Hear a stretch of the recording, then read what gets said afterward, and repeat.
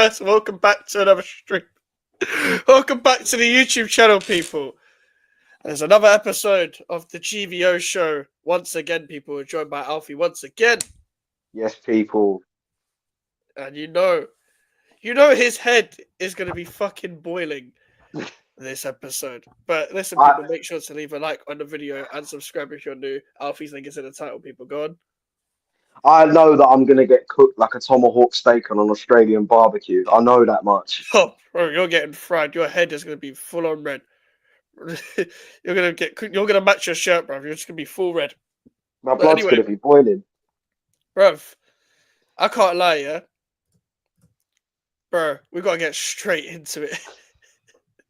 Yeah. We gotta get straight into it. So you drew 0-0 to Everton at home, by the way. Yes, we did. Your manager is a disciple of the Everton manager. Like, by what we're seeing on the pitch. Like, he tried to out-Deitch. So, thoughts? I'm going to be honest with you. I didn't even watch the game. I had a late night Friday, obviously after our stream with Melon, and I didn't wake up till about 5 o'clock in the afternoon. So I missed the game. Luckily enough, I did because I heard we played shit. I watched the highlights. I didn't see fuck all. There was no highlights there. But before I watched the highlights, I looked at the stats from the game and I saw that we had 13 shots and only 5 on target, but no fucking goals. We're talking about Everton, right? Yeah. We're talking about a team that Tottenham have put 4 past. We're talking about a team that Man United have put 4 past. Mm-hmm. Why can't we put 4 past Everton? I'll tell you why. Because we haven't got a fucking striker. Mm. And I've had enough of that fucking chant prime as well. I hate that chant. I can't stand it. I cannot stand it. It just acknowledges mediocrity because that's what we are like at the moment. We're playing as a mid-table team. You are. So and then I see this fucking bozo Arteta on Twitter talking about, oh, we'll count community shields as trophies you've won. Are you taking the piss? Are you taking the piss? This is the exact reason why fans banter Arsenal all the time.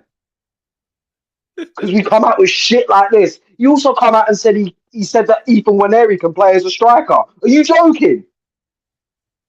Anything not to spend money in January or the summer on a striker. We've been crying out for a striker for years. What does this fucking chorizo merchant not understand? Chorizo merchant. So yeah, obviously, like, get into your comments quick. Getting points up, Bournemouth for everyone, mate. That's sinking. 1 win in 11. Man City only 3 points behind the scintillating, dangerous, scary, best defense in the world, Arsenal. Oh, you hate the chant? 1, 2, 3, 4. Set piece. I told you that the cooking's already started. Oh, bro. Stand your line, you don't get trophy. Super Mick. And speaking of Super Mick, as everyone has alluded to earlier, to get the quote as people haven't, if you haven't seen it already, Mikel Arteta has defended his trophy record as Arsenal's manager earlier today. We won the Charity Shield twice, no? So we've won 3 trophies. We need more. We want more. One of the big trophies, that's for sure. Now, as you mentioned earlier, bro, what was your head? What was your head in place when you reacted to that, bro? Like, I was fuming. I was at my neighbour's house before coming down this stream. He saw me get fuming at this tweet. Now, he doesn't watch football like that, so he doesn't really understand why I'm getting fuming, but he can see me, like, physically steaming. Because this is a joke. it is. You're making mediocrity sound top tier. Oh, what, you're happy because you've won a couple of community shields? Mm-hmm. So you're happy winning trophies for coming in second? It's a joke. It's fucking ridiculous, mate. Honestly. Oh, that's a show with the armpits picture. As we said on Friday. Oh, hey.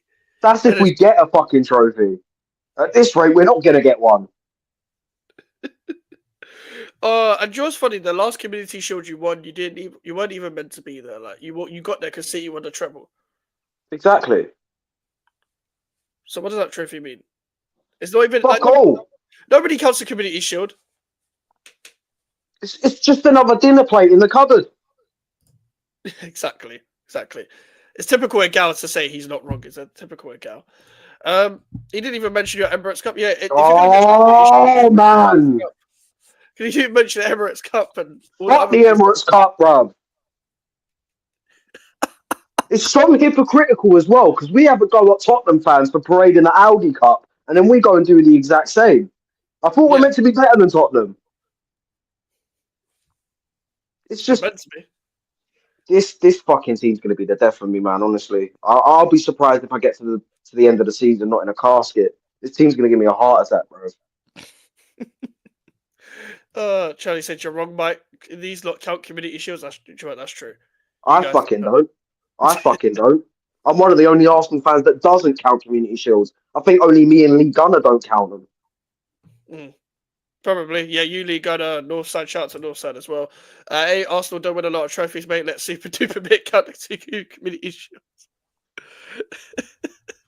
Honestly, this brother here, he is testing my patience. Arteta is testing my patience. I can see why, bro. And the main reason is because we play such weak teams in the rounds of the cup that we get knocked out early. And then when we try and go for the big trophies, i.e. the top trophies, the Premier League, the Champions League, we bottle it with 5-6 games to go. I've said to so many people, I'm sick of being the bridesmaid. Yeah. I want to be the bride for once, for fuck's sake. I want to win a trophy. Don't want to be the side piece. I don't want to be the side piece. I want to be the main chick.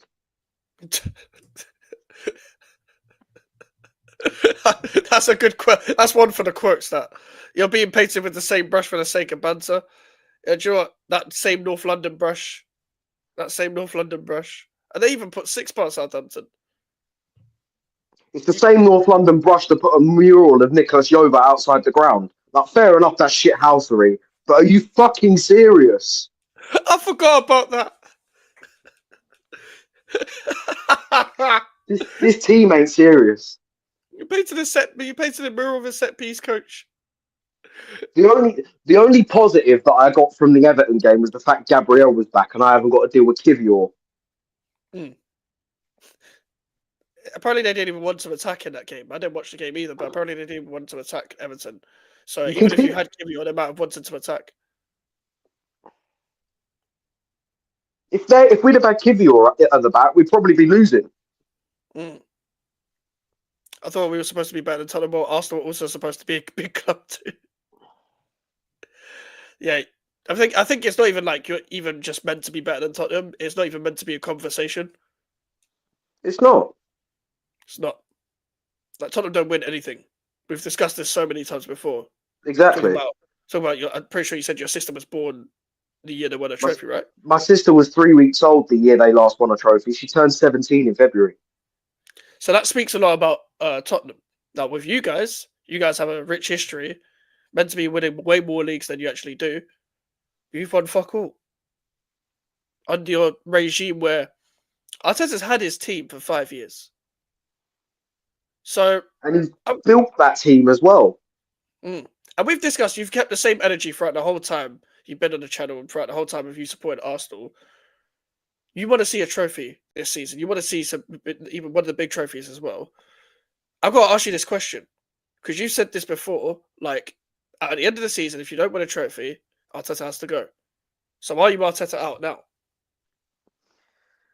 I'm not going to say I'm Arteta out now because I feel like a lot of people that saying gets blown about a lot by Arsenal fans like when things are going shit. Even Lee Gunner said it. Like Lee Gunner said that you'll have fans after a couple of bad performances saying Arteta out.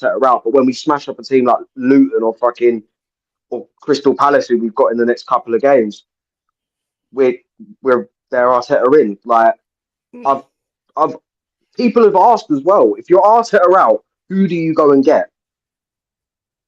Unless they're planning to get someone after Arteta right now, I'm not gonna say Arteta out. I'm not going to bite the bullet just yet. But he's really testing my patience, man. What would it take for you to bite the bullet then?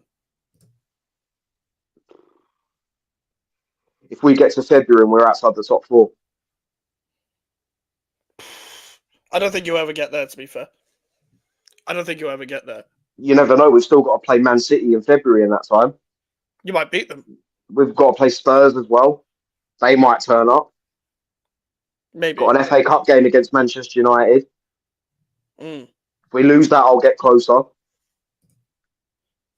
Bro, I can't lie, yeah. I just think even just a general, like, obviously you guys need to go for elite coaches, but even just a moderately better coach gets more out of this team, and the squad isn't even that good. The squad needs investment, but it doesn't even look like you guys are even going to do anything in January. Do you guys need to? Do you demand things to be done in January?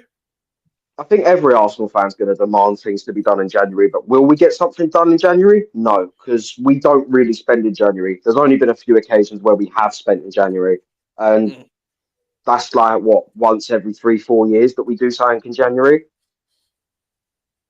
Last time we did anything in January, we got Kivior and Trossard. Before that, it was Mkhitaryan and Aubameyang.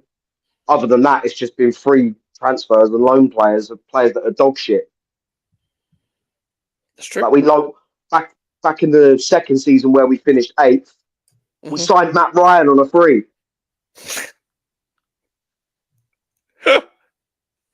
This club, man. David Moyes could lead you to your Oh, that'd be even worse. You pretty much got the Spanish version anyway. Like, I'm not going to say I'm Arteta out. Clipped. Alfie confirms he isn't Arteta out. I'm not Arteta out yet. Make that clear. Make that clear.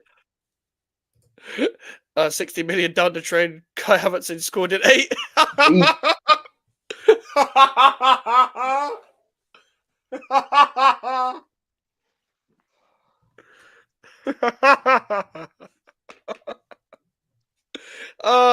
As you said, you ain't got a striker. Exactly. Bruv, this is a problem now. Well, it's been a problem, but we've been saying that you guys need a striker. And it's coming back to bite you in the arse. So why in phase 5, Mikel Arteta Arsenal team, do you not have a fucking striker?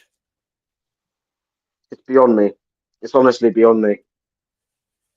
Because I've said on countless occasions, you need a big striker, a top striker, to be a top team, to compete for big trophies. But we ain't got that. No, you don't. We've got a Frankfurter merchant up front that can't hit a fucking barn door. We've got Gabriel Jesus who's injured half the time. But I don't want to talk too much badness on Gabriel Jesus at the moment, but because he's just announced he's having another child, so congratulations to him. But for Arsenal, he's dreadful. He had that one period before the World Cup in 2022 where he was on fire. He was scoring consistently. And as soon as that World Cup hit, he fell off dramatically. You had an injury, innit? Yeah. Same with Martinelli, that same season. He got injured against Brighton and hasn't been the same since. Bro, Martinelli, Trossard, a Sterling that's just on the bench. Fuck him off, man. Fuck him off. Fuck Sterling off. He's done fuck all in an Arsenal shirt. We panic bought him. We panic loaned him. You got him for numbers. And what makes it even worse, we're not even paying his full wages. We're not even paying his full wages. So in hindsight, you think, oh, that's going to be great. Not as many wages. He's going to play brilliantly for us. He's going to get us to where we need to be. How fucking wrong was I? You're about to see the best of me. Remember that. I still see Arsenal fans clipping that. You're about to see the best of me. When? We're going to be waiting until hell freezes over to see the best of Raheem Sterling. We ain't seen the best of him since he left City. No, we haven't. You're right. He's basically got Reece Nelson bench minutes. Exactly. And you only got him because Reece Nelson went to Fulham. It's for numbers. Marcus Rashford to Arsenal. I'd never allow that. So it Never. is. I was going to Not come at on to my Marcus club. Rashford later, yeah? Would you take him? No. Never. I've had enough of egos. He's got one of the biggest egos in the Premier League. Yeah, people don't talk about that enough. What and why has he got a big ego? Because he provided the kids with free school meals. Simple as that. That's why he's got the big ego. Do you know what the problem is with Rashford as well? He does the same thing as Sterling. He does the same thing as Sterling where Sterling doesn't do it as much because Sterling doesn't have like much. Sterling just wants to go out and play football, but he's just not good enough. Rashford will talk all the time, just like today. Talk in the media all the fucking time about, I'm this and I'm that. I'm misunderstood and I'm all this and people shouldn't judge me and all this. That interview from last year, like, come on, man. Come Like on, man. that just makes me think of the interview that he did before the Manchester derby last season, the one where he scored, where he said, "Don't doubt my commitment." Yep. Yep. Like, why? Why should we not doubt your commitment? You've been kicked out the squad, you and Garnacho. Marcus Rashford PR and Arsenal PR equals untouchable. For PR's sake. That's why we'll probably end up signing him. That's why we'll probably end up getting him in January because he's a PR man and we're a PR team. Look, we've signed Sterling for fuck's sake. We made a big song and dance about getting Sterling on loan. We've made big songs and dances in the past about getting the likes of Aubameyang, the likes of Mkhitaryan, players like that. We're a PR team, but I don't want to be a PR team because when you're a PR team and you get players that are their main thing is PR, you get a lot of egos. Yeah. And when it comes to egos, it's toxic. I mean, look at how we dealt with Aubameyang. He had an ego. We fucked him off the Barca. Fair enough, it didn't end in the right way. Yeah. And fair enough, he was good for us in the season, in the couple of seasons that he was there. But as soon as he signed his contract, he went downhill. Mm-hmm. I agree with that, Prime. Captain saver player. That's why I think the Rashford one will happen. Just because if you sign Rashford, I feel like instead of actually signing an actual striker, you're going to try and do the whole Martinelli, Trossard, and Rashford could all play down the middle type stuff. So you're all going to rotate all three of them and Jesus around the left-hand side and striker. And so actually signing, a proper striker like a Gyökeres or an Isak or whatever. But the thing is, if we go ahead and we sign a player like Rashford in January, we're going to be sat there 2-3 months after we signed on the dotted line thinking, why hasn't this guy performed? When is this guy going to turn up? Yep. And it's not like you have to wait as well. This guy's played in the Premier League. Exactly. So there ain't even any excuse. But think about it, that's why you signed Kai Havertz. Fucking to save him. Donkey. He likes donkeys, to be fair. I'd happily fuck him off back to Leverkusen, honestly. Because I don't think Chelsea want him back. No, Chelsea won't want him back. Lewis has already said it. You don't want him back. Oh yeah, of course. And Prime said the other day when I put out that tweet about Mason Mount, I'm pretty sure he was alluding to the Arsenal with Kai Havertz. No refunds, bro. They've got Sancho now. They've got Jackson. They've got Neto. They don't need this. They'll sign Sancho in the summer. They'll definitely sign Sancho in the summer. Well, he's going to sign because, if they finish in the top half of the table, he's already signed. And they're already in the top 2. Well, yeah, exactly. So there you go. This is the thing, yeah. This is the thing with Arsenal. What are you expecting now?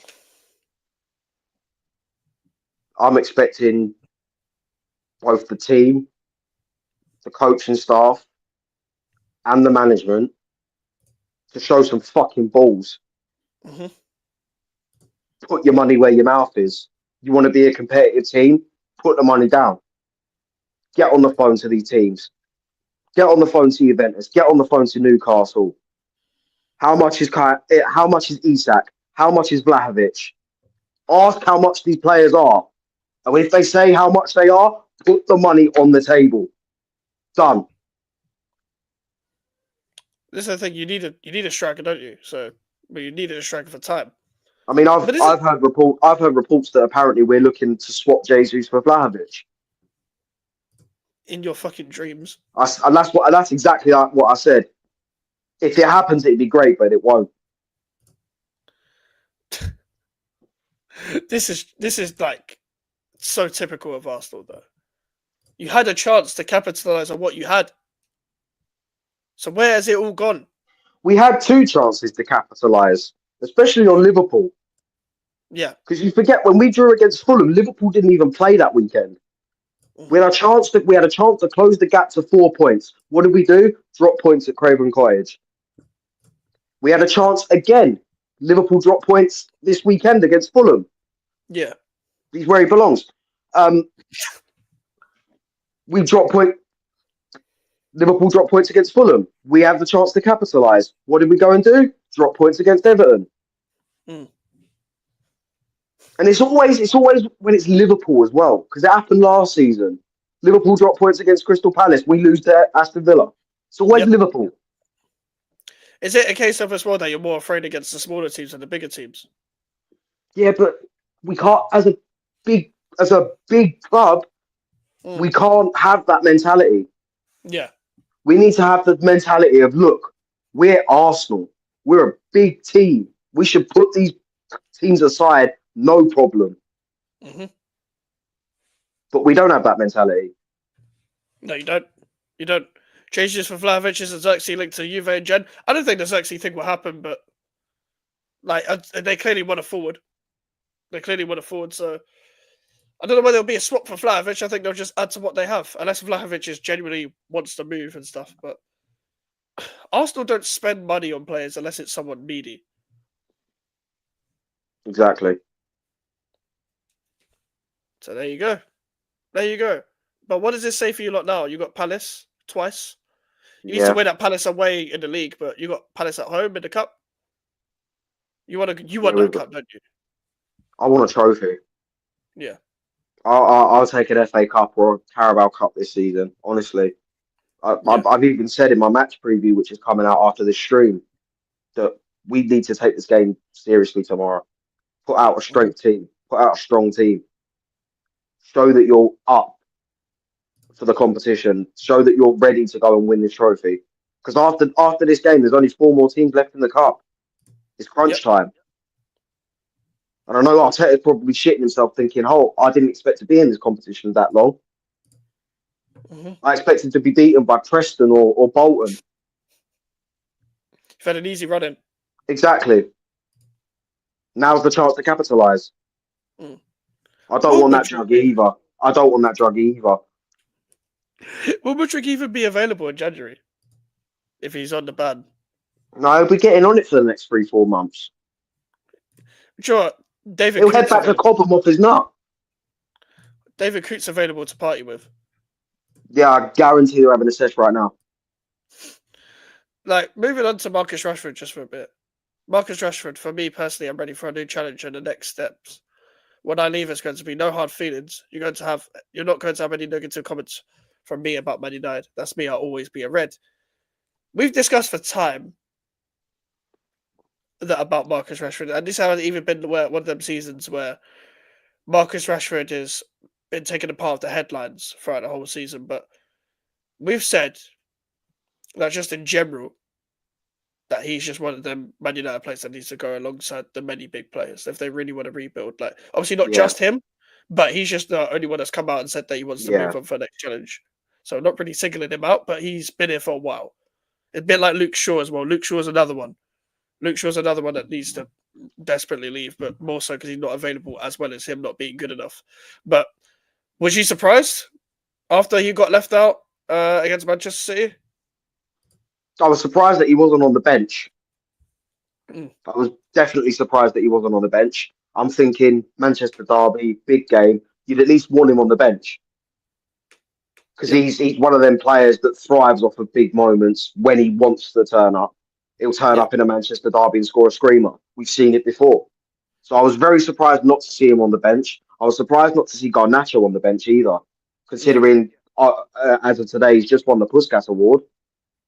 So I was very surprised not to see them on the bench at all. And I thought it was a very strong case from Ruben Amorim to say, listen, if you're not turning up in training, if you're late in training, the way you wear your clothes in training, If I don't like it, you're not playing. And I like seeing that in managers. I like managers that say, if you're shit in training, you're not playing at the weekend. Simple as that. Especially when you're a player that's so low in training, but you can't even convert that into like brilliant performances where it's worth you being bad in training to save yourself for the game, like it was like 10 years ago with like Tevez or Hazard, who typically weren't great in training, but they would turn up on the weekend. We don't see players like that anymore. Players that are No. good in training usually convert to decent players at least on the pitch. It's very rare that you see a player that's both good in training and at the weekends on the pitch. I feel like nowadays you get players that are either one or the other. Yeah. They're either brilliant in training and shit at the weekend, or shit in training and fantastic at the weekend. But I guess that's the way it is. There's probably rumors about a leaked, like Garnacho leaking lineups and him having a feud with Yeah, Rashford in training and stuff like that. I saw that on the back pages of the papers that apparently someone had leaked the starting lineup. If it was Garnacho, I think it's quite what's the word I'm looking for? Unprofessional. Unprofessional, childish. What? Just because you're at the team, you feel like you can leak the lineup? Mm. It's not good, is it? It's not going to make No. the club see you in a better light when you do something like that. Yeah, but they beat Man City though. Oh, they were.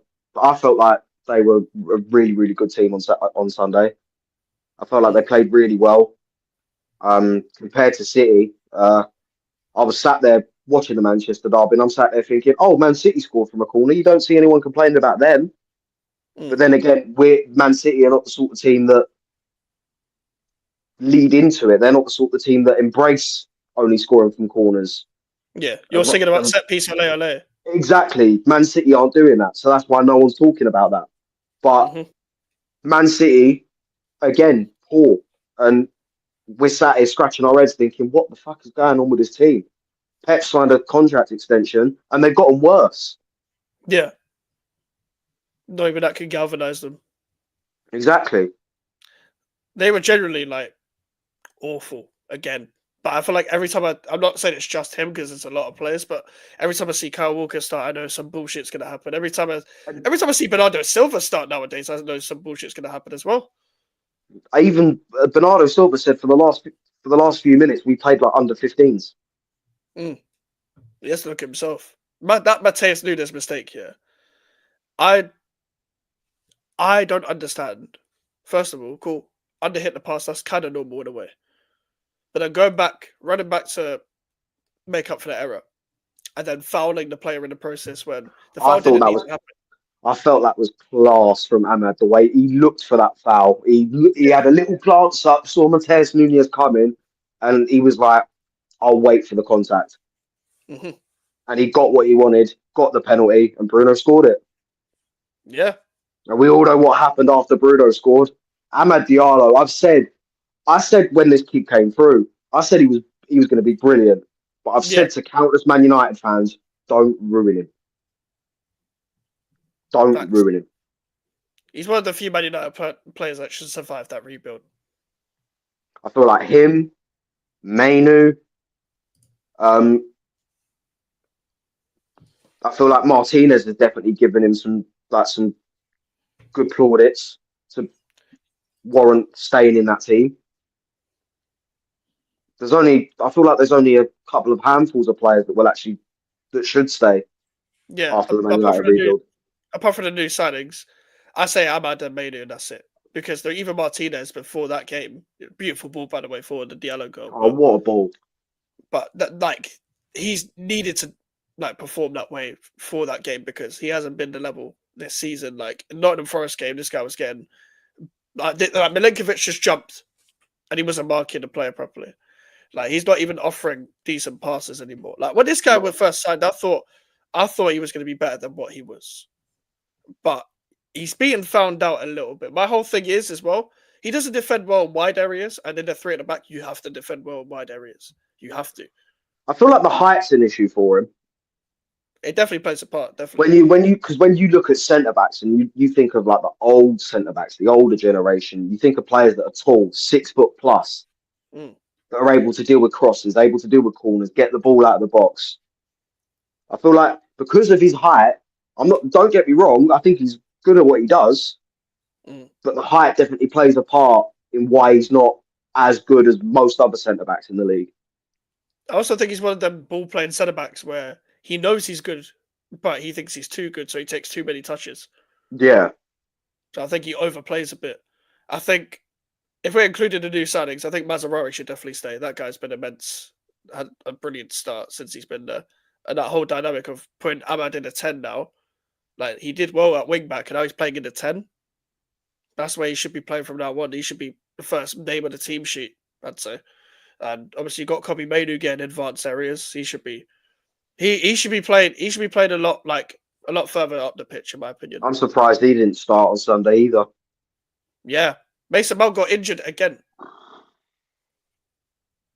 This guy, man, Another one. he knows he's fucked his career. Yeah, he's a flop, big flop. But who nobody thought he was going to succeed. I don't think anybody thought he was going to succeed. I thought we'd see a lot more than this. I didn't. The only reason why I didn't is just because I thought he was overrated in the first place. I remember when around lockdown, I know when he played well in lockdown, but around lockdown to like 2021, 2022, there was a whole Grealish, Foden, Madison Mount argument because English number 10 Yeah, play on the wing. I always put him last. I always put him last in that list, and I just thought, even though Madison is not always the greatest at times, even though Grealish hasn't been good at Man City, even though Foden needs to be a lot better this season, especially he's been shite. I always thought they offered a lot more, just in terms of natural ability and just in terms of creativity as well. But also, like Mount has a good strike on him, but that's all he offers. Everyone else has more than that, plus the strike on the ball. Grealish is my favourite out of the four in terms of natural players, but we have not yeah. seen the same Jack Grealish in a while because the guy's even been playing wide left, or he just doesn't look the same player at Man City because Pep stifles creativity, even though he's meant to be a possession-based manager and stuff like that. But he sacrifices creativity. Like what Pep does, he gives one person freedom throughout the whole team. So like Messi got the freedom at Barcelona, like Kevin De Bruyne's getting the freedom at Man City, but everyone else, you're great players, but you got to play your role. He's been a system guy from early. It's just more rigid now. You can even Iniesta say and that Xavi about could his have been time. a lot better. Could have said it about his time at Bayern as well. Yeah, yeah. I mean, look how Like, much freedom Robin was allowed to have. bro, and that's Robin as well. You got to give that man freedom when he can strike a ball like that, and the way he can cut in and shoot But every time. it's all well and good giving him freedom. But if you're looking at the other players that they had in that team, the likes of Goretzka, Ribery, you give them players, you've got to give them sort of players freedom. Otherwise, you're going to get nowhere. Yeah, you got to give players freedom in general. In my opinion, I think that's what the game is missing nowadays, anyway. But going back to Man City, what do you think's wrong with them? Looking from an outside point of view, from you, like obviously your team competed with them for the past couple of years for the title. What have you seen that they're lacking this season compared to the previous seasons? I mean, over the past few years, we've gone into we've gone into the start of every season going, oh well, it's Man City's this year. Mm-hmm. Fair enough, a team will put up a fight, but ultimately it'll be Man City to get the crown. But this season they look so far off the pace, and it's hard to tell why. I feel like Rodri is a contributing factor. Mm. I feel like without him in the team, they look a lot weaker in that midfield. Yes, of course they've got the players like Kovacic and De Bruyne and the wide players, but in the core of that midfield, you haven't got Rodri there, and Rodri is so important to a team. Unless, of course, we're playing against a team like Spain, where they can take out Rodri at half time, put on Zubimendi, and the team doesn't look any different. Yep. I feel like them giving game time to Carl Walker is ridiculous. Mm-hmm. Also, big up to Carl Walker for his Oscar-winning performance against Hoyland. Yeah, big up to him. That was ridiculous. Oh, that Was a Hoyland! Do you joke. see Hoyland's post? Yeah. I That's thought that was class. class. I thought it was That's brilliant. class. That's proper. Like he's shite, but I like that post, man. I like that post because, like, I've seen them before. Obviously, you see when two players clash a head, yeah, and one goes down when one of them leans in, yeah. But Hoyland Yeah. barely leaned in and didn't even look convincing. He looked straight up. Hoyland looked as if he was standing straight. Mm. Fair enough, he's leaned his head a little bit. We're talking a little bit here. And Carl Yeah, Walker's gone to the floor. it's pagan, man. He's a pagan. Like, I can't like this. Like, Kyle Walker, yeah. Don't let these people remember what you are now, because you used to be a sick right back before last year. But these last 2 years, you got to look at yourself, man. I know everyone has a fall off, but this is bad. This is terrible. It's been a terrible 2 years for him in terms of player performances and off the field as well. But like, Man City, England, and back to Man City, he's been shite. He was shite in the Euros. He was shite last season in the Prem, and he's been shite this season. This guy needs to leave as soon as possible. They need defenders, because Ake Stones are always injured, but they're probably the best two. Ruben Diaz has come back into form, but he hasn't been on form in a while. He's the only one that you can really say is actually putting up a fight. He was good against Palace. He was good against United. Akanji was good last season, but he's not been good at all this season. Gavardio, Guardiola's been okay. he's better at left back. Yeah. That's probably why he doesn't get played at centre back. Like, we've seen it with the recent performances. Speaking of City, shout out to AK as well. Shout out to AK. Pick up AK. But where did Man City go from here? Are they out of the race, do you think? It's going to take a lot of work for them. Like, even we've said many times, we know that Man City don't usually kick into gear till January, February. But if you're giving yourself this much of a gap to close, it's going to be tough. It's going to be really difficult for them to close that gap. And part of me thinks Liverpool have already got it in the bag. Yeah. But I've been wrong before. AK says Gavardio's the top goal scorer of the season. I'm assuming apart from Haaland. We're out of the title race. Fair enough. Núñez needs selling. This is the thing with Man City as well. Do you know what? I tried not to rule them out like a few weeks ago. Like, I think before, I can't remember what game it was, but it was when they first went on a bad run. They lost to Sporting, Bournemouth, or whatever. I was like, okay, this doesn't look normal, but maybe they can bounce back. But they just kept losing, and they've only won 1 in 10. This is relegation form. This isn't normal. We've never seen this. I think it's after the Tottenham game. I think it was the Tottenham game where I was like, okay, Which one? The one in the cup or the one where they got battered 4-0? The 4-0. The 4-0. The cup I didn't take into account. They were playing other players and stuff. They were playing Simpson and like Nico O'Reilly and other players as well. This guy. This is the thing, yeah. I think with Man City, it depends what they do in January, because that's why I've not ruled them out.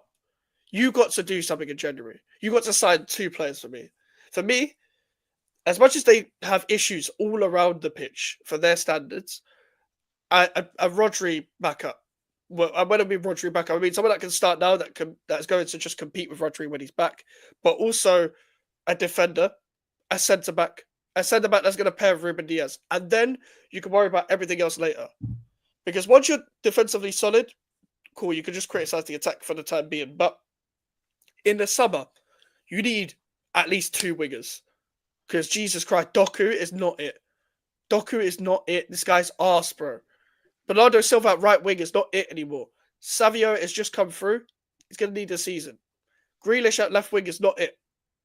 Sign a winger. You need at least 2 midfielders, like 2 8s, 1 8 and 1 10 maybe. I'm going to go out there and say that I know it's 1 season, but Foden is really not up to the level of this season, and I think it might become a problem. I think it's going to become a problem. The reason why, yeah, he was better in that first half, yeah. He was more of the Phil Foden I was trying to see, and the Phil Foden of last season in the first half. But the second half, he went back to how he's been all season. Just timid, lack of creativity for a number 10 as well. It's quite shocking as well, because you look at the season that Phil Foden had last time. That was a PFA winning season. Then he went into the Euros and kind of did fuck all. Well, not kind of did. He did fuck all. Yeah, he did fuck all. And he's transferred that form onto his form at Manchester City. It makes no sense. You're meant to be one of the up and coming players in the league. We're hearing talks of Palmer, Saka, Foden. Who's better out of the 3? Right now, at this moment in time, Foden's not even in that conversation because he's just not been up to par this season. He's not.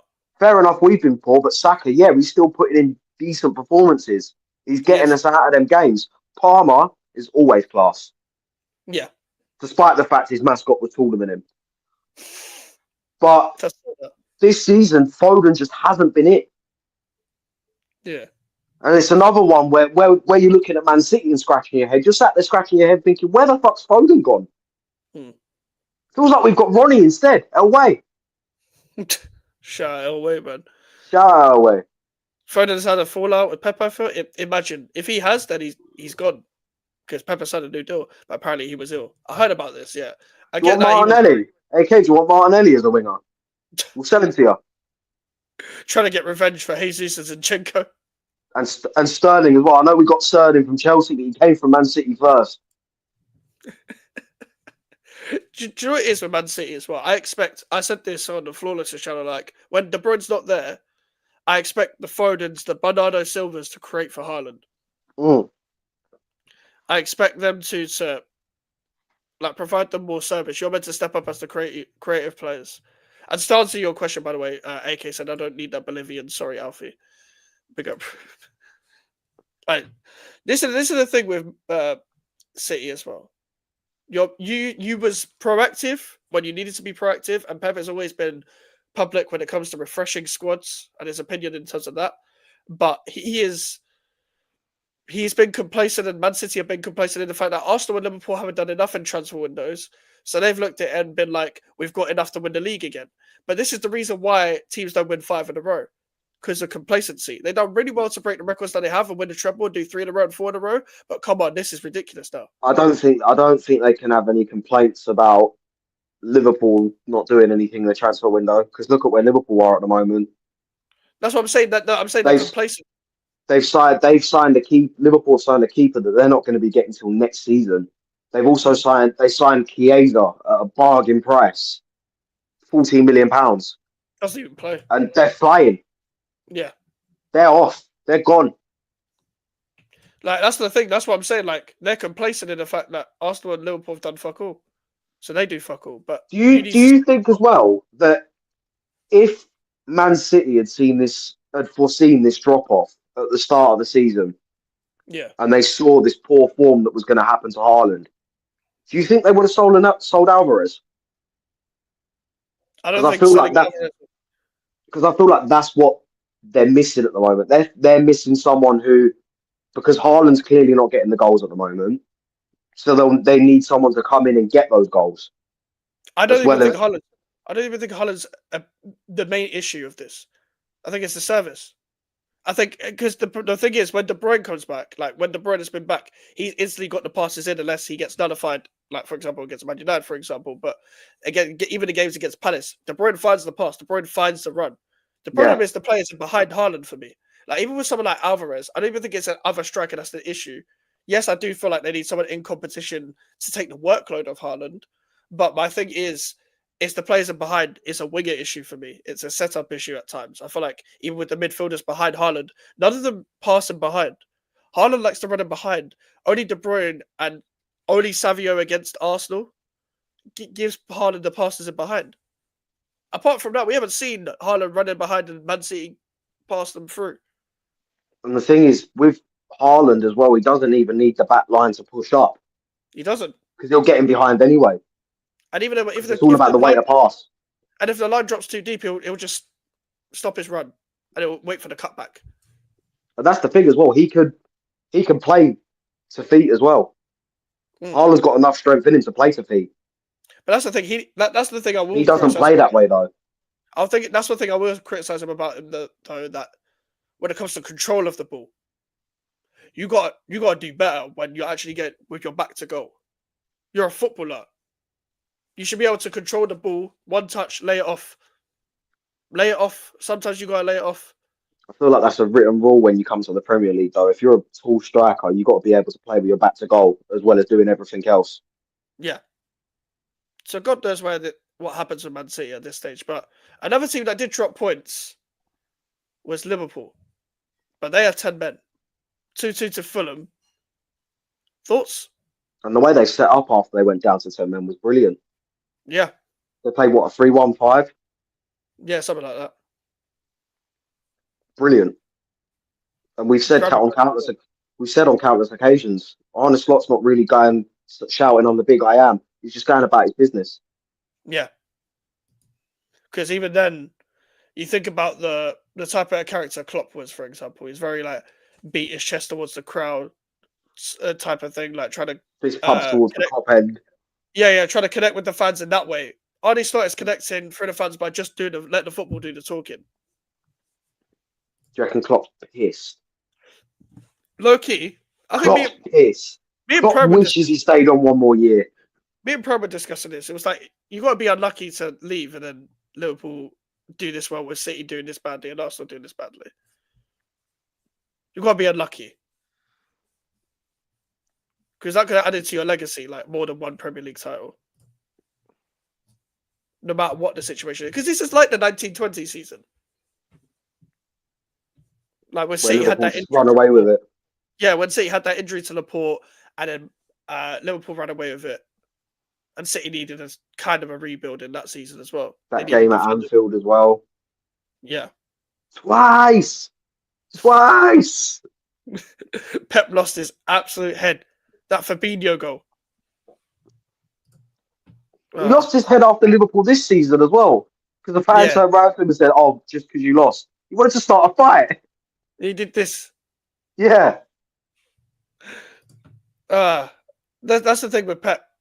I've not seen him like this in a while, but with Arne Slot, he's just going about his business. He's just going about business, letting the football do the talking. They put Gravenberch as a centre-back and midfielder. So off the ball, Gravenberch was sweeping, trying to help the defence, and then he was playing his midfield role like when they had the ball. So that he stepped up. He stepped up to, again, by the way, he's been decent this season. He's been really good this season. Like, taking games by the scruff of the neck, trying to control games and stuff. You can definitely tell with the way that Slot's got this Liverpool team going. You can clearly tell after they'd announced that Slot was signing, as well as dealing with his current club at the time, he was looking at that Liverpool team thinking, these are the players that we've got. Where can I improve them? Where can I move them to so I get the best out of them? And it's worked tenfold. He's putting Luis Diaz up front at times, like Gakpo back on the left where he's meant to be, and Gakpo's had a great season. And even then, Jota comes back and instantly scores. That's the kind of attackers Liverpool have. And I think that's another mainstay in the three teams going for the title. Look at your team, look at City, and look at Liverpool. Now, yes, City have Haaland, but they don't have many other attackers apart from him that really like pop up with the goals enough. When Liverpool have Salah, but they also have Jota to pop in when he's fit. Luis Diaz pops up in moments. Gakpo pops up in moments. With you guys, you have Saka, and then the story ends there. So, like Saka and Ødegaard, apart from them two, we've not got much. And you've over the last, I'd say like 15 years ago, when it comes to Liverpool, they were looking at players that were going to get them out of tough moments, but players that just have that in them. Players like Gerrard, Suarez, Sturridge, players that are going to grab the game by the scruff of the neck, players that the rest of the team will rely on. But then you move to 10, 15 years later, you're looking at a team that's not relying on that one player, that has got quality throughout the side, and they're attacking on all fronts. Like, that's my thing as well. Liverpool, when it comes to like Mohamed Salah, for example, Mohamed Salah will grab games by the scruff of the neck, get them out of bad situations and all that as well. But okay, let's say Salah's not doing it. Jota's there, Gakpo's there, Diaz is there. Like, even then, Ødegaard, you mentioned Ødegaard. Ødegaard can create at times, but is Ødegaard even a goal scorer like that? Even though he's got a good shot on him, is he a goal scorer? Not really. That's the thing. Liverpool don't necessarily have midfielders that are goal scorers either, but all their attackers are like good in moments. Salah and Jota are goal scorers when fit. Gakpo, Diaz aren't, but Gakpo can create. Diaz, you never know where you're going to get with him, but he pops up in moments. Enough moments. As bad as Darwin Núñez is, he's terrible, he could give you at least one moment to contribute as a squad player. A couple moments now and then. That's fine. Those players are fine to have when you've got players like Salah already. Because Núñez isn't a regular starter at Liverpool. They can just come in and do their job. Chiesa was signed. He was the only outfield signing, only signing that's signed this season. He hasn't even played because he's injured all the time. But nobody expected him to play. He's like sixth choice attacker. Big up to Prime. Oh, you're not going to talk about what Chelsea have, yeah? Yeah, because you're doing the whole chill guy not in the title race thing. Don't worry, we'll get on to Chelsea in a sec. But that's what I'm talking about. Like, no one expected Chelsea to be there. I was just talking about the three teams right at the start of the season, what they're gaining from the title race. I've even said Prime as well. I'll wait to the end of Feb. You know this as well. Mike's my club's fan page is still filled with stay humble. Eh? That's the thing though, like City and Arsenal fans can't even say it. Like it would have been can't. Sure, this would have been perfect for you guys to actually be decent, because then you could have just spammed City with stay humble once you were winning, because it was against you. It was against you. You can't even say anything. Because even though you drew and they lost, you're only, 3 points ahead or whatever it is? I don't even know where it is in the... Yeah, Arsenal fans are still missing the point of Haaland stay humble. No, you were talking about forwards, and you didn't mention Chelsea forwards and goal scorers. All right, fair enough. But I thought you were going for the fact that because I mentioned Liverpool, Arsenal, and City's forwards, that I didn't mention Chelsea because they're not in the title race, sort of thing. But listen, if we're going to talk about Chelsea, bruv, their attack's better than yours. Their attack is way better than yours as a unit. Their attack is better than City's as a unit. Apart from Haaland, in terms of front three players. Neto is better than Savio. Sancho is better than Doku. Jackson is not better than Haaland, but Jackson's still having a decent season. He's a goal scorer at this moment in time. And Kunku as well. And Kunku as your backup. City don't even have a backup. Your backup is Jesus. Liverpool's backup is Nunes. I'd rather have Kunku than Nunes. Any day. Madueke as well. Madueke is a decent backup. Like for what he's very inconsistent, but he's a decent backup. I'd rather have him than Sterling right now. I'd rather have him than Martinelli. Like I'd rather have him than who are the other backups there? I don't even know. But the point is, they have squad players. They could again. Chelsea can afford to have these players because they've got good starters. If Neto stays fit, great starter. Sancho stays fit, great starter. Sancho's really proven people wrong this season. And we might as well just talk about Chelsea now because they beat Brentford. Do you think Chelsea are in the title race? I think I'm in the same position as you, where it's too soon to tell. Mm. I think it's a case of if they can keep up the way that they've been playing, and they can keep fighting, keep getting them wins, keep getting the big points, and they're still there by February, then they're in the title race. But for now, I think it's too soon to tell. But they've been brilliant this season, 100%. Just from your perspective, as an Arsenal fan, what do you think they've got right now that you're lacking? Depth. Need I say more? Elaborate. They've got a player like Sancho who can start, and then they can bring on Pedro Neto. You're looking at us. If we lose Saka, if we lose Erdegaard, we're forced to play players that are just coming through the academy. And don't get me wrong, players like Lewis Skelly and Waneri are brilliant players. Yeah. But they need the experience. And right now they're only getting fringe minutes. Fair enough, Lewis Skelly started against Everton at the weekend, and I felt like he was one of the only players that played well against Everton. But that lack of depth is a problem, especially if you're a team that wants to compete for the league. You need to have that depth behind you, because if you get injuries to all your key players, you are fucked. Yep. I mean, go back to our first season when we were challenging for the league. Yeah. Like, we lost Saliba against Sporting, we were done. Yeah, as soon as we lost Saliba against Sporting, we had to play Rob Holding at centre back, we had to play Jakub Kiwior at centre back, and we were fucked. Yep. We lost the league without City even having to play a game. Yeah. You lost to Forest, didn't it? Yeah, we lost to Forest and they didn't even need to kick a ball. We handed them the title. Just like we handed them the title last season because we didn't even score till the last 15, 20 minutes against Everton No, last season.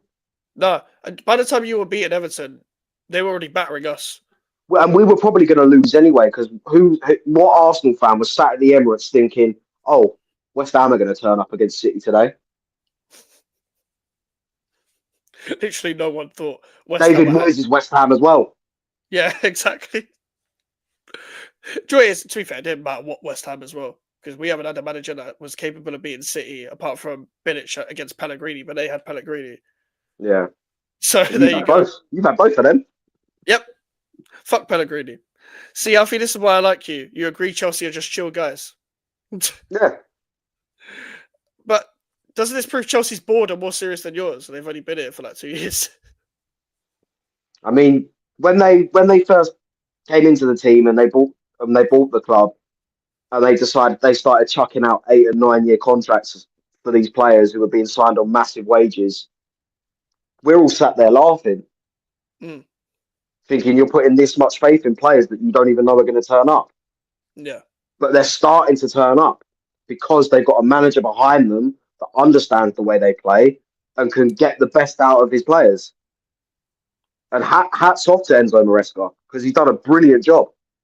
Fantastic job.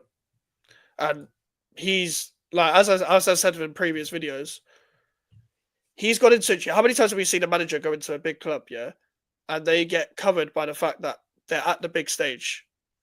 But this guy is playing his way, playing to his own mentality, playing his style of play, and he doesn't care what club he's at. He's not letting the pressure get to him.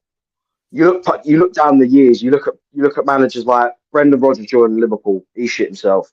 Louis van Gaal joined United. He shit himself. Solskjaer shit himself. Moyes shit himself. These are managers that they have Prem proven experience. Yes, when Brendan Rodgers joined Liverpool, he only had a couple of years in the Prem with Swansea, but he still had experience. You'd expect with when you join a big club like that, don't let the occasion and the size of the club like get to you because that's when you crumble. You expect it a lot from Van Gaal as well, from the examples you said as well. Van Gaal, of all people, should have not been swallowed up. You like when United signed Van Gaal as their replacement for Moyes, United fans were rubbing their hands together, going, "Listen, we got a good manager here. We got a manager that can like turn us into a title-winning side again, get the old Man United back." But then they realised that Van Gaal started playing three at the back, and that's when it all became a problem. Shout out to Aaron as well. I still class them as having nothing to bottle. Why? Because we knew exactly what they do. Lol. People also forget they still had City to play twice despite an 8-point lead. Once we're going to bottle it is us. I hear where you're coming from, but if you're 8 points clear regardless, expectations change throughout the season. That's my only thing. Like when I don't think you guys bottled it last season. I think you guys bottled it the season before because of the percentage of where you were for a amount of times you were on top of the table. Last season, I don't think you bottled it. You just failed your target. You failed, but you didn't bottle it. The previous year, you changed expectations for the first season, and then you bottled it because of where you were in that season to the drop-off. I feel like comparing last season to the season before, like you said, I don't think we bottled it. We just slipped at a vital hurdle. And then as soon as we slipped against Villa, we were chasing for the rest of the year. So much so that we had to put our faith in Spurs to get us out of a dodgy situation. And we all know what was going to happen in that case. Yeah, true. Talking about this season on 2019, fair enough. Tree, then Bartley just fell off. This is the thing as well. Going back to Chelsea, they've got big game players, but also with the way they signed the players for 8-year contracts and 7-year contracts, they're trying to dominate now and later. So it's not just a future project. It's not just hopefully it all comes together in a few years. It's going to come together now, but we're going to be better as the years go by. Like signing Caicedo, he's a young player that has a lot of potential, but he's ready for now. Same with Enzo Fernandez. Same with Jadon Sancho. Yeah, same with Palmer. Same with Neto. Same with Jackson. I think Chelsea still need like. I'm not saying they need an upgrade on Jackson in the sake of they need an upgrade on Jackson because he's shit. No, that's not the case. They need an upgrade in the fact that they probably want elite competition, so they get the best out of each other. Someone who's maybe on the same caliber as Jackson, but just offer something a bit different up front. Whereas when Jackson's not there, you got someone else to come in and do something different. Or when Jackson's not playing, well, you got someone else to start when he's not at some point. Jackson could definitely play a part in a title challenge and whatever, especially in this system, because look at how Maresca's improving players. He's getting the best out of players. He's letting players play with freedom as well. But also with Jackson as well, he may have not played his best the last 2 games, but he's contributing with goals now. He's still for me isn't really a proper striker for me. He doesn't even look like a proper number 9. He looks like a guy he's played on the left most of his career, and he has, because Emery made him into a striker apparently at Villarreal, I think. But at the same time, he's contributing right now. He's just doing what he has to right now. He's been one of the mainstays in Chelsea's season, alongside someone like Palmer, alongside someone like Cucurella, who's been brilliant. I know he got sent off at the end, but Cucurella has been so key towards what they're trying to do. And there you are. There you are with Chelsea. I wanted to get onto this year. So obviously Tottenham beat Southampton. That just pisses me off even more. We drop points. United win late. Spurs batter Southampton 5-0 with all 5 coming in the first half. What a great weekend as far as I'm concerned, eh? Yeah, it was 5-0. I wouldn't be sacking Arteta personally. They're a left winger to centre forward away from being an elite side. The thing is, are they going to go and do that? I just don't think they will. What do you think? We say it all the time, like, that's one of the main things that a lot of Arsenal fans get memed for. Like, because we're out there saying, oh, we're one player away from having a dominant team. I feel like there's more to it than that. I feel like it's a case of having a manager that wants to compete, having a decent attacking style of play. Like, what happened to the teams of old? Fair enough, we were under Wenger in those last few years, but the teams of old, the one-touch passing, it was brilliant to watch. Can I just say? Yeah, go ahead. If you're like, I think you guys would have been 2 players away if it was the Arsenal of 2 seasons ago with the way you were playing. Like, I think Arteta's gone too far back that way, where he's just too restricted now. So even if he was to sign the attackers, he doesn't actually get the best out of the attackers. I think if he was playing the style of play that you guys were playing last season, but like, for example, he still needed to upgrade on Zinchenko. He still needs to upgrade up front. Still needed a replacement for Xhaka, etc. And you're still playing on the front foot in that sense, then I think, yes, Arsenal would be 2 players away from winning the league. But whilst also replacing Zinchenko and playing that style of play, not getting caught out on the left, whilst also sorting out the midfield and refreshing the midfield. But when you said... I feel like that's another thing that we haven't replaced, Xhaka. Because you look at him over the last couple of seasons, he was at Arsenal, he was the linchpin in that midfield. He brought everything together. And since he's gone, like, you can see there's something missing. Yeah. And we're not getting it from the likes of Marino. He's been piss poor since he turned up. It's all well and good talking about the picture you took of you in the Arsenal kit when you was younger. Fucking turn up then. It's all PR, isn't it? Exactly. The Arsenal. No, Alfie isn't Arteta out, but he said at the start that he's testing my patience. I will say that he is testing my patience. But also, the reason why I wanted to get out the Tottenham game, like, yes, Russell Martin got sacked, but this was the funniest moment. This is one of my favorite moment of the season. Just seeing a blind man leave the Spurs Saints game. Yeah. Bro, he's like, fuck this. Even I've had enough. I can't see shit and I've had enough. Bro, you can't see. Southampton been that bad, they're sending blind man home. He walked out late. I was sick of hearing it because, you know, I don't know if you know about this, but you know when you lose one of your senses, your other one's heightened.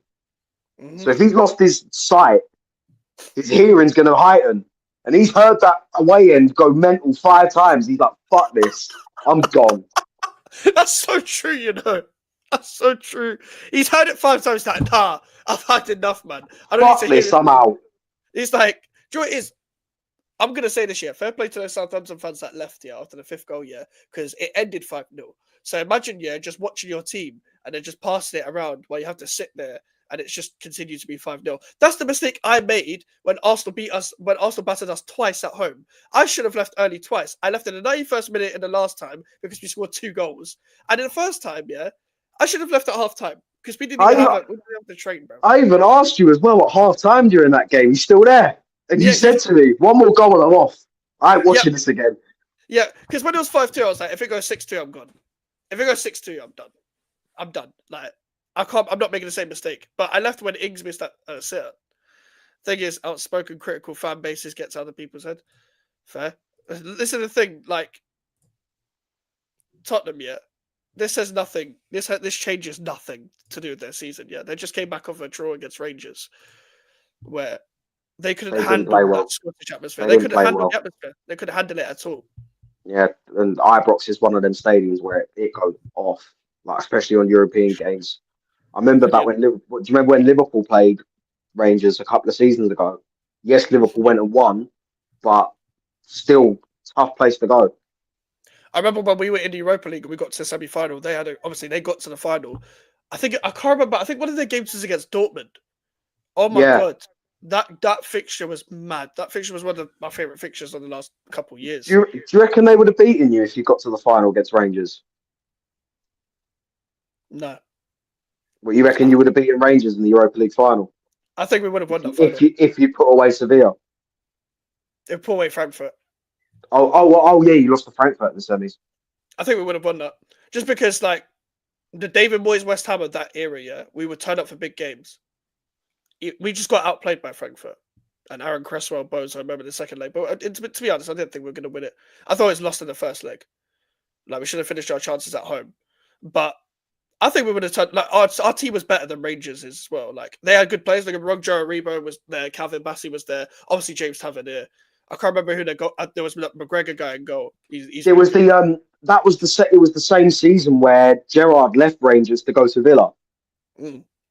I feel like that is one of the biggest mistakes in managerial history because he had a good thing going at Rangers.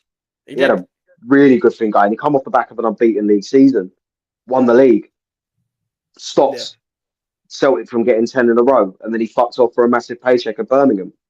Makes no sense. And now look at him. He's coaching minnows in Saudi. He was coaching Henderson, wasn't he? He had Henderson, Wijnaldum or some shit. Henderson, Wijnaldum, and then Henderson fucked off to Ajax.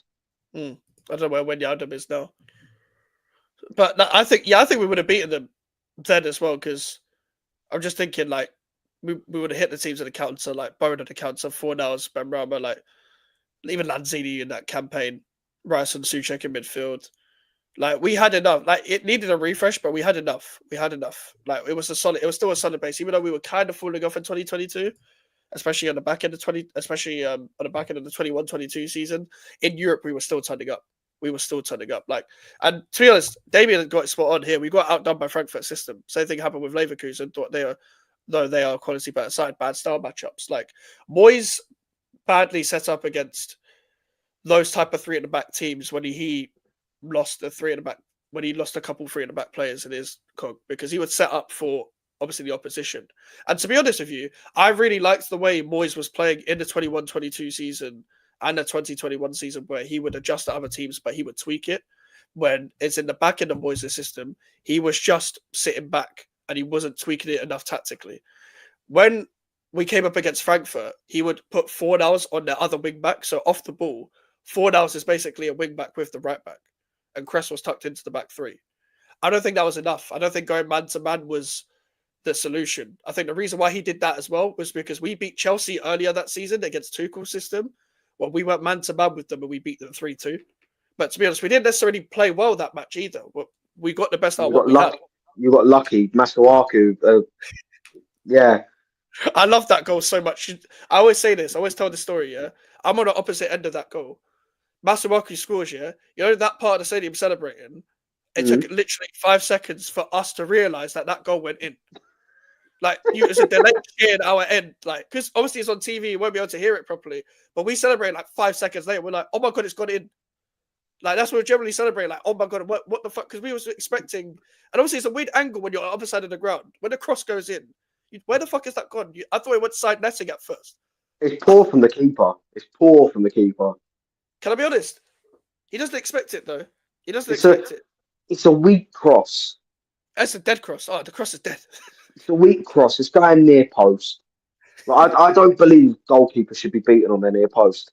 Far post, fair enough. Oh, yeah. But near post, that should be like where you're in control. Mendy was taking them too many Mudryk drugs that game because he even for the first goal for the penalty, he should have cleared the ball. He fumbled it, and I think he found Rice. No, he found Bowen. Yeah.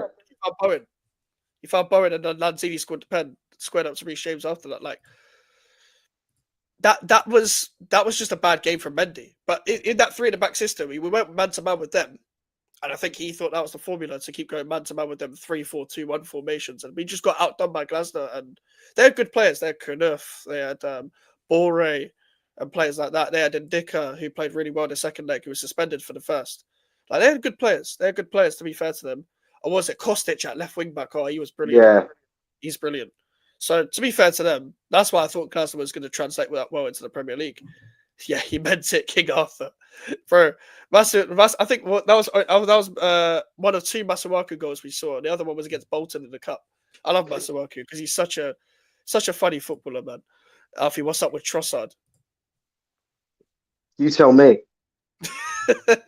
Because we've said on countless occasions that this guy only turns up when he comes off the bench. Mm.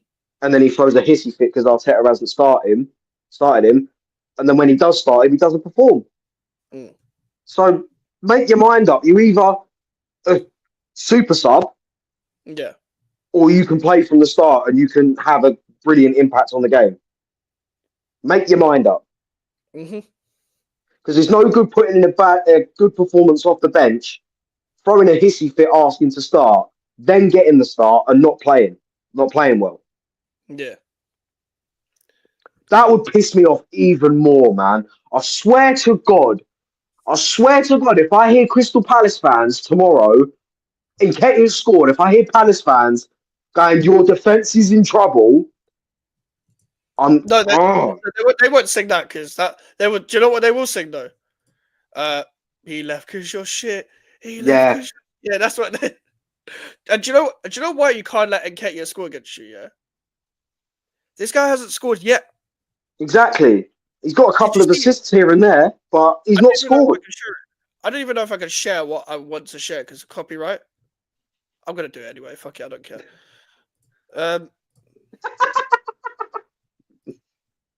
But did you see this? I can't. Cause you're gonna have to. I don't know whether you can see that. Hold on. Oh shit! What has happened there? But was this against Brighton? Yeah. Bro. Yeah. That's why you can't let Nketiah. Tells you everything you need to know. If you let Nketiah score against you, if he scores, I'm turning the game off. Your match reaction is gonna have pure head loss if Nketiah scores to knock you out. Bro, you can't let an Arsenal reject score against Arsenal. He's not even just an Arsenal reject, he's a Chelsea reject as well. Because he was in their academy before he joined ours. It's true. Do him and Mateta both play max? Do you know what? Glasner tried doing that at the start of the season. He tried playing Nketiah as one of the 10s and Mateta up front. It didn't work because obviously Nketiah's not a 10. So now he's just on the bench for Mateta up front. I think tomorrow, because Palace don't necessarily care about cups either, even though they should. They haven't won anything. Their priority at the moment is trying to stay in the league because they've been poor this year. Yeah. But I think Nketiah might start tomorrow just so Mateta can play against Arsenal in the cup. In the league, sorry.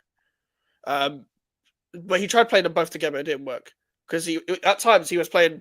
Well, at one time I saw him play Ismaila Sarr up front and then Nketiah behind him. And Ismaila Sarr played well against Brighton. You don't want to see Ismaila Sarr in counter. So, like, he's a good player as well, just in general. Like, he's not like he's one of the players to worry about for you guys tomorrow in the cup. As well, if is Eze fit? Eze is fit, but he hasn't had a good season. I still think like don't take Eze lightly either, because he Yeah, I can agree. create moments out of nothing. He's one of my favorite footballers. He's been one of my favorite footballers like since he's joined, to be honest. But just this And season, he has been decent enough. just to get onto what AK just said, if Eddie scores, fold the club. If Eddie scores, fold my channel. He's only just started. Exactly. Joe also wants to say about the Southampton Tottenham game. Yeah, Russell Martin went to the tunnel 4-0 down, and then Southampton scored a fifth as he was walking down the tunnel. You must be pissed because you see all these managers getting sacked around you, and you're like, why the fuck is Lopetegui still here? I know. Still in one weekend as well. Gary O'Neill went this weekend as well. Yep. But it is what it is. Russell Martin sacked, bro. Yeah. Shock.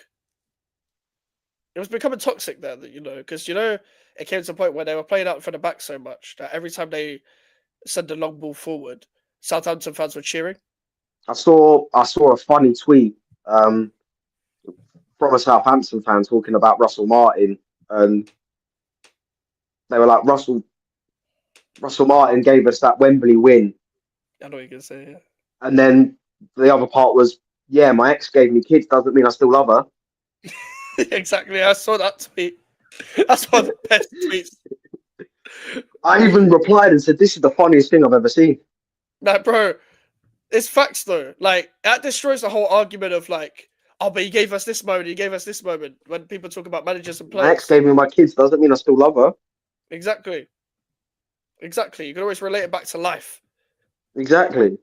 Because people don't use their football logic, like life logic, into football because they get so emotional about it. So let's use that as an example, yeah. If your ex gave you kids, but she was driving you mad, you thought it's time to, jet off. Would you stay with her just because she gave you the kids? How many fucking parents do you know that are split up and they have kids?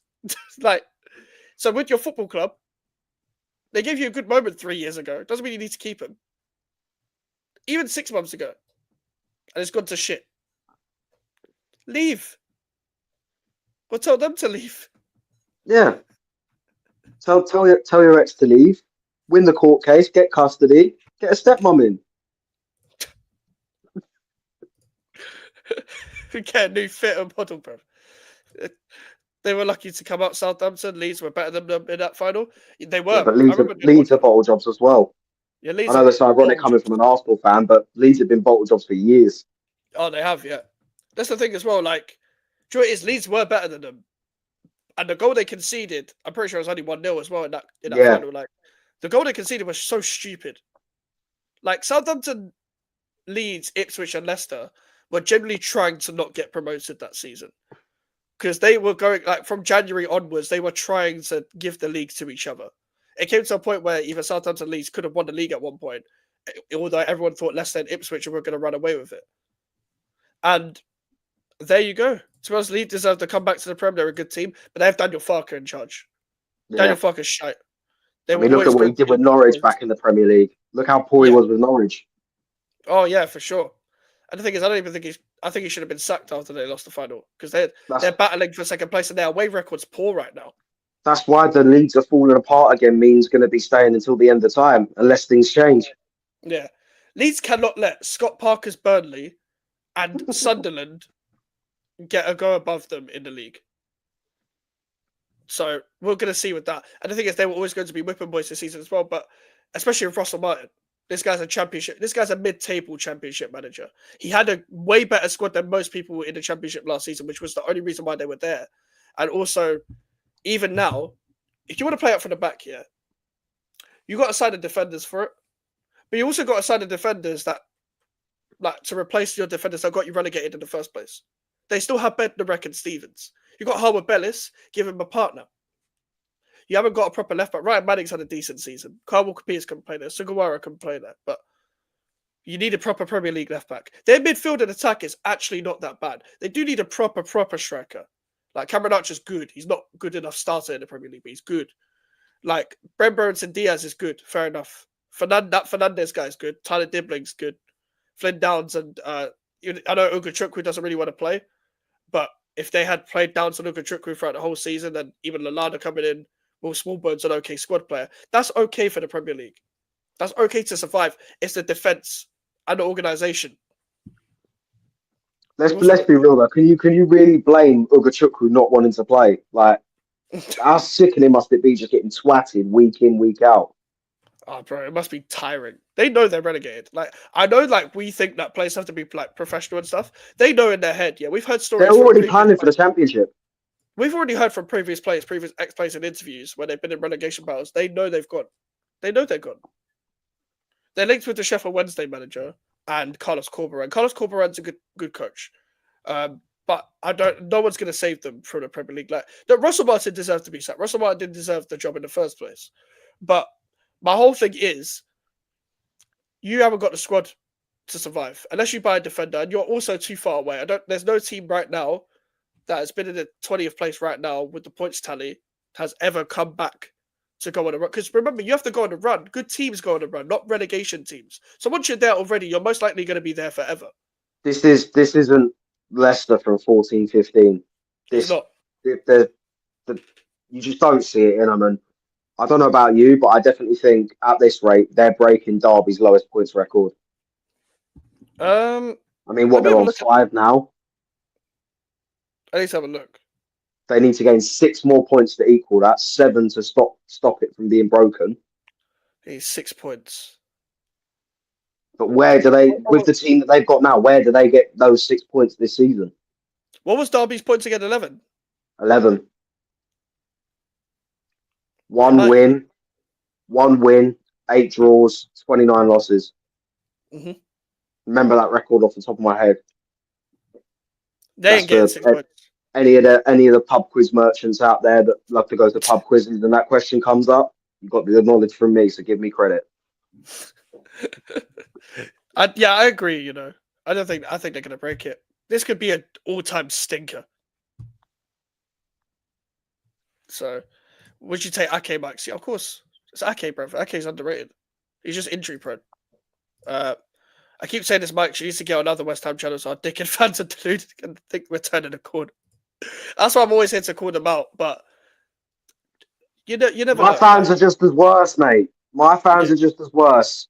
It could be we lose 2 in a row, then we lose 2 in a row, then beat Monaco, and everyone thinks it's fine again. No. Yeah, to be fair, Arsenal fans make us look sane. I can't lie, but Arsenal make any fan base look sane. I'd argue this, Damien. Like, I think we just need to build I just think I just need to build my platform to get the real, what I like to think is the real West Ham message out there.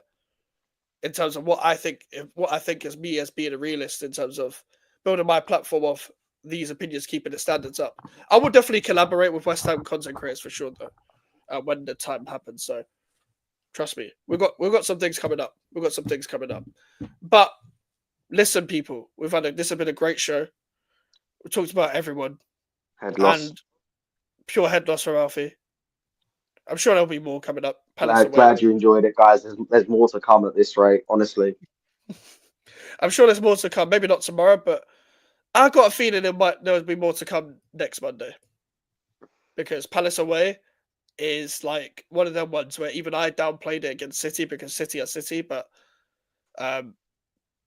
yeah, it's still hard to go. We haven't even got a good record at Selhurst Park. Like, there's been times when we turned up there and lost.